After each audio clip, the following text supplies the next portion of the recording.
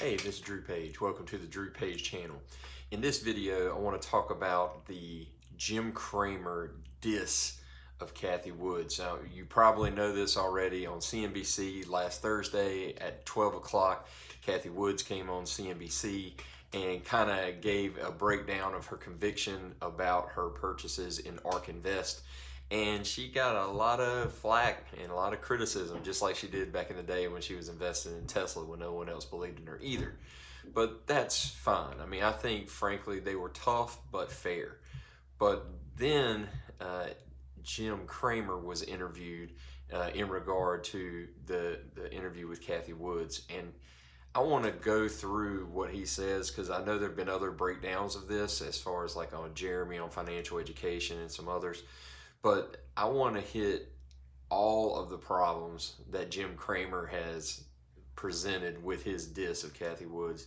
And I also want to remind everybody of some of the stuff that he said. So hope you find this helpful. Please subscribe to the channel, like this video. Don't forget to hit the notification bell, and let's get started. It's always great to get your thoughts. What did you make of a day like today? Melissa, today obviously just a terrible day. The juxtaposition of Cathie Wood on Scott's show with what happened today and what will happen with Roku, the CEO, all very painful. And I think it's painful because there's a lot of new people who've come in. And you and I have been around, Melissa, and we know that people tended to buy these very exciting stories. They bought excitement. They bought price to sales. They bought stories that sounded like you couldn't. You had the future, and there you had Cathie Wood, and you heard this, Sarah. She is giving you a view which just basically says near-term price doesn't matter, but we have people who are terminal value buyers who can't have that staying power. Yes, when you go to play blackjack at the casino, it's 51.49 if you can hang on long enough, but most people can't. And what we're seeing are people who are being blown out, even as she's soothing, and I found it very disturbing. Okay, so let's talk about what he just ranted on about here. So he says that he's upset that Cathie Wood is, looking at it as a long-term investor. That's his problem. He's like, oh, the near-term prices don't matter. Well, if you're a long-term investor, they don't. And he says, well, the problem is you've got all these other people who've been buying into the excitement, buying into the market, and basically they don't know what they're doing, and so they're just jumping in with Cathie Wood, and that basically Cathie is being irresponsible by leading those people into purchasing things that he views is an irresponsible view because they're basically running out of money. And he compares it to blackjack, which is weird because I don't think he would actually suggest that being a long-term investor is the same as gambling at a casino. Maybe he is. But if he is, it's incredibly stupid. I mean, if you're a day trader or you're a trader, yeah, then you're more akin to gambling and you're trying to time things and you're speculating and all that.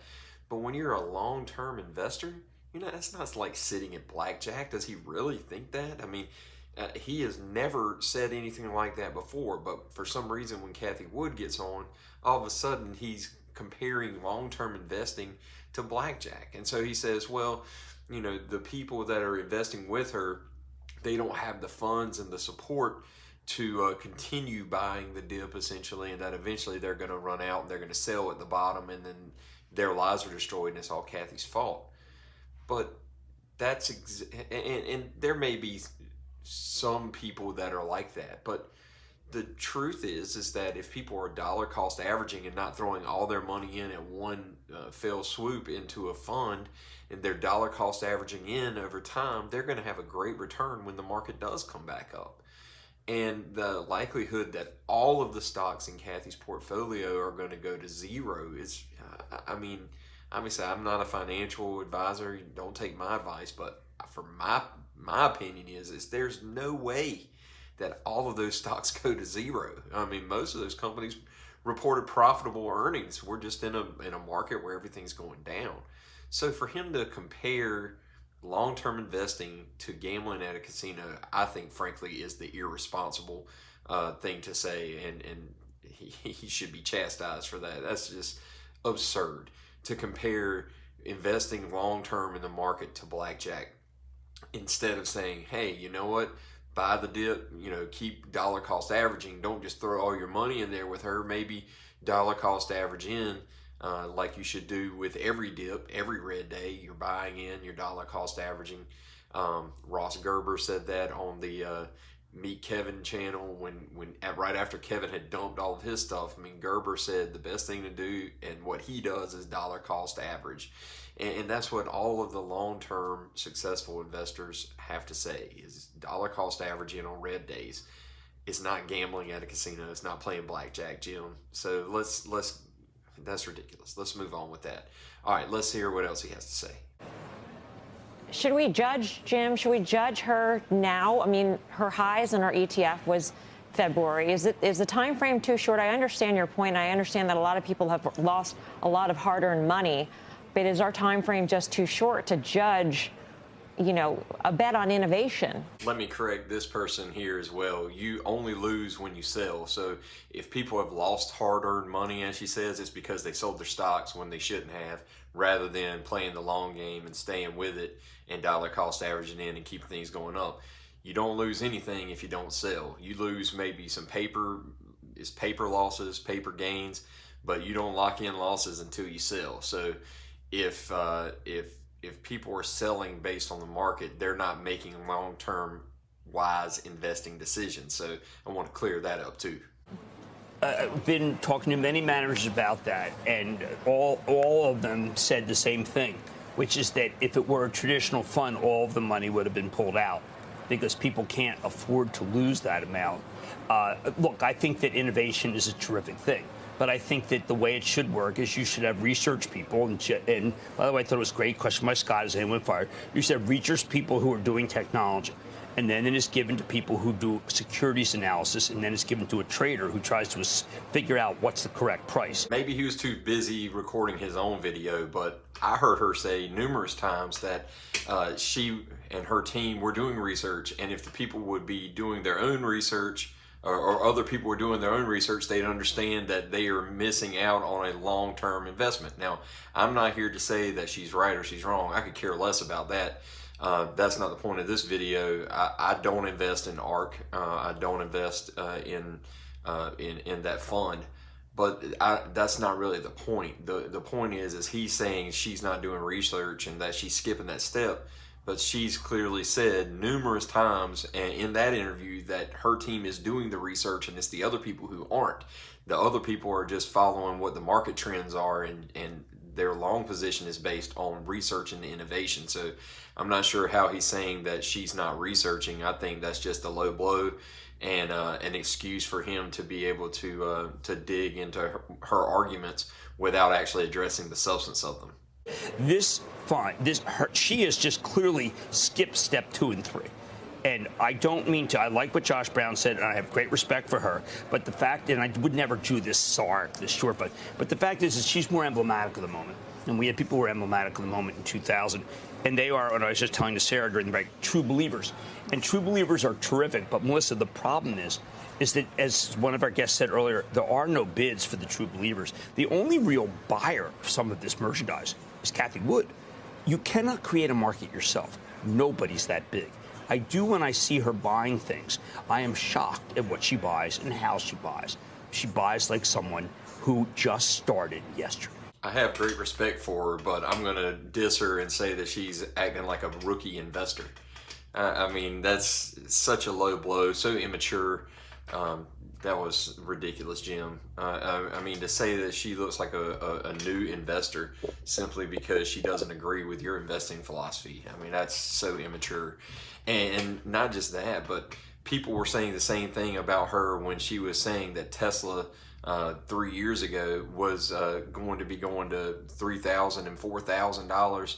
And the stock was at $300 or $400, and they thought she was crazy then. And then this past year, the stock reached $1,200, and she was saying it was going to be at $3,000 or $4,000 by 2024. So, I mean, people thought she was crazy about Tesla too, and she turned out to be correct on that, and some other things as well. And it's not like her fund has not at times been extraordinary.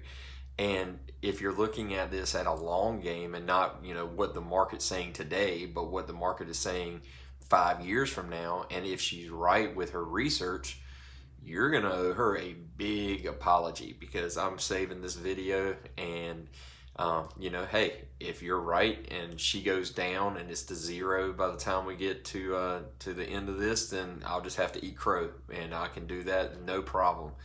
But to take someone who everybody has been against in the past, and she's proven wrong then, to say that she's trading like a rookie investor, it may be a little chauvinism there, to be honest, but I'm not going to accuse him of that. I said there may be, I'm not going to say there was, but I don't hear him talking about anybody else like that, saying that they're trading like a rookie investor just because they're looking at the long term rather than the short term. Well, but also I think the structure of it, she's an ETF, she has to stay fully invested, she has to keep buying.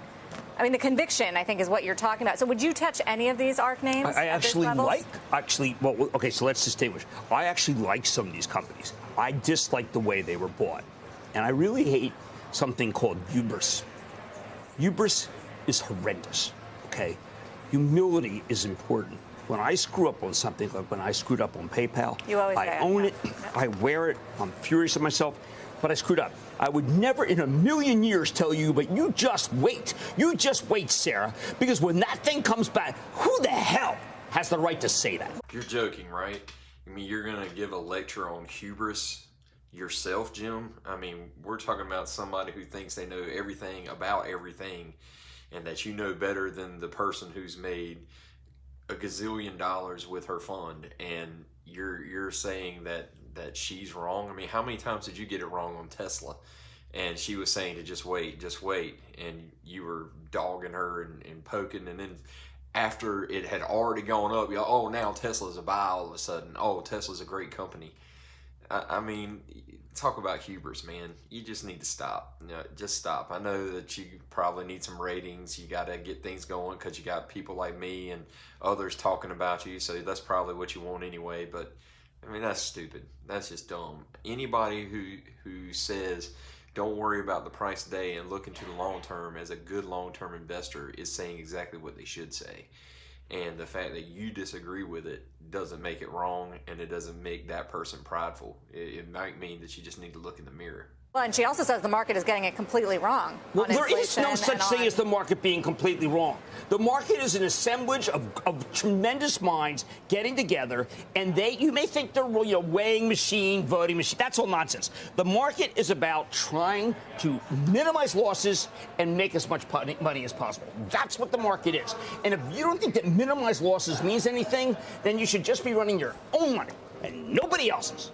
This is exactly what I want to get to that I haven't really heard anybody else talk about. So people have been talking about the diss that he made about her being a rookie investor or whatever. But what I haven't heard anybody talk about a whole lot is this claim that the market isn't wrong. The market can't be wrong. The market is an assemblage of very smart people who know how to invest, and the market's always right. So how can Cathie say that the market's wrong? Well, I'm glad you brought that up, Jim. For years, betting against this thing has been like shooting fish in a barrel.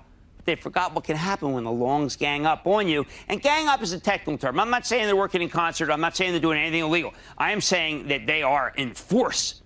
We saw the same thing today in B&G Foods. We've had them on. Bed Bath, we've had them on too. They've got short positions of 36% and 63% respectively. They're going after Rocket Mortgage with a 31% short. It's crazy out there. What do you mean it's crazy out there? It's the market. The market was speaking. And when the market was going up, they shut the system down so that the retail investors couldn't purchase up, because that's what the market said. The market's never wrong, right, Jim? I mean, it's not crazy out there. There's no way it's crazy, because the market is always the market. And so Cathie Wood is wrong and the market is right? So in that instance, was the market wrong and you were right? Why do you get to decide that? Who are you? Who the hell are you, as you said, to be able to decide that it's a crazy market out there when people are buying what they feel are undervalued stocks and they're running it up on the short squeeze? You're saying that's crazy, but you're saying that here in this circumstance today with Cathie Wood, that the market is made up of all these geniuses and the market is basically infallible, but Cathie Wood is an idiot. So anyway, the bottom line is this, is look at investing as a long-term deal. Red days, dollar cost average in. Don't dump everything at the bottom of the market. And it's not going to help you in any way. At least that's what I'm doing. Obviously, I'm not a financial advisor. You do what you need to do, but I'm not selling my stock or my investments at the bottom of a market because I'm worried about other things. Instead, I'm going to be buying on the way down. Even if it goes to zero, I'm just going to buy all the way down. Eventually, it's going to go back up. And that's what all the long-term investors do. That's what the wealthy do. And that's what I'm going to keep doing. So hope this has been helpful. Subscribe to the channel, like the video, hit the notification bell. Catch you next time.